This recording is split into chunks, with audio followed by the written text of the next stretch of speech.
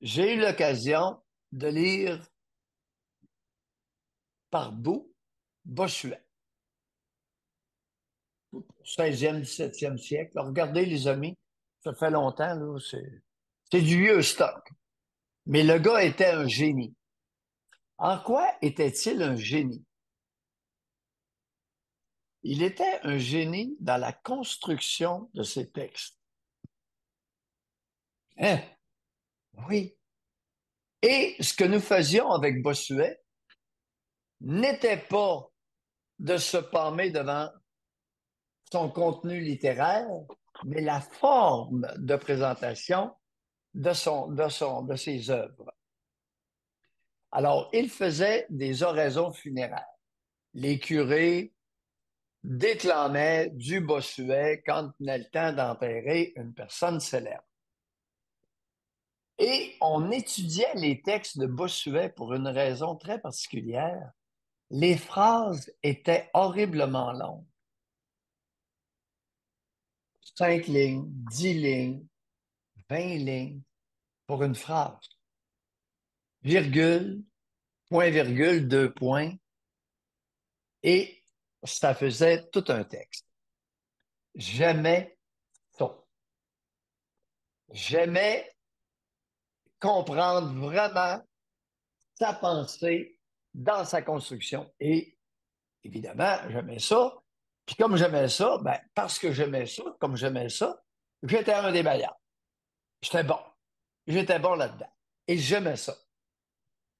Puis l'enseignant reconnaissait que pour analyser un texte complexe, j'étais pas pire. Fait que c'était le fun. Alors que d'autres en arrachaient un maudit à comprendre toute la signification de la ponctuation et le déroulement de la pensée de l'auteur à travers toute cette ponctuation-là. Je vous le dis, c'est une analyse assez particulière, mais défiante. C'est un défi. Prendre un texte de Bossuet, puis le décortiquer et bien en comprendre la pensée de l'auteur, c'est un défi intellectuel. Non, José, tu pourrais me demander, ben oui, mais Pierre, tu as perdu ton temps. Eh bien non, les amis, c'est ça qui est mon point. Je n'ai pas perdu mon temps. Savez-vous quand est-ce que j'ai utilisé mes analyses de texte de Bossuet que j'ai faites pendant mon cours classique? Lorsque Mario Deschênes, en 1999, a porté plainte contre moi. José, ses premiers chefs d'accusation, il y en avait 10 à l'époque. Première plainte, 10 chefs d'accusation, mais par chef d'accusation, il y avait une moyenne de 12 lignes sans un point.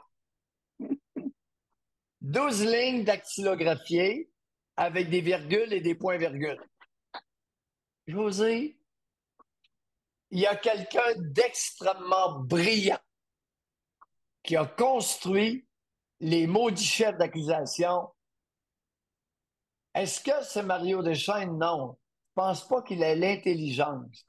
Mais il y a quelqu'un en droit qui a formaté les chefs d'accusation dont je ne devais pas me sortir. Vous ne pouvez pas, vous ne pouvez pas vous défendre d'un chef d'accusation de 12 lignes. Je vous le dis, c'est impossible. Parce qu'il y a plusieurs éléments que si, et tu te souviendras que j'ai déjà abordé ça, pas aussi décortiqué, mais plusieurs chefs d'accusation dans une plainte, si tu es reconnu coupable sur un chef, tu es coupable. Ah ouais. Il y a pas Hmm. d'ajout.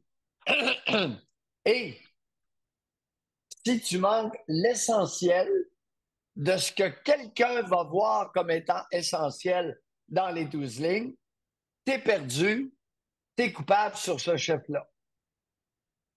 Alors, j'ai eu beaucoup de plaisir à dénoncer. Maintenant, il n'y a personne qui a compris. que c'était une trappe dont on ne pouvait pas s'échapper.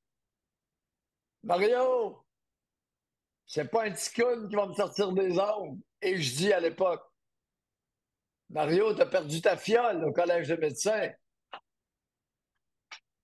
T'étais sûr, t'étais sûr d'écraser Maillot. 74 ans, t'as perdu ta job, t'as été mis dehors, t'as été congédié. Le collège de médecins cache les raisons. Maillot, en pleine pratique psychiatrique sans aucune limitation. Adolescent, adulte, vieillard. Mario est ta gang de brillants, des sbires, des brillants. Parce que, Joseph Sonneau, as-tu déjà essayé de construire une phrase de 12 lignes dactylographiées? José, c'est une œuvre littéraire. C'est une œuvre. Je te le dis. On devrait prendre les chefs d'accusation des 4 plaintes.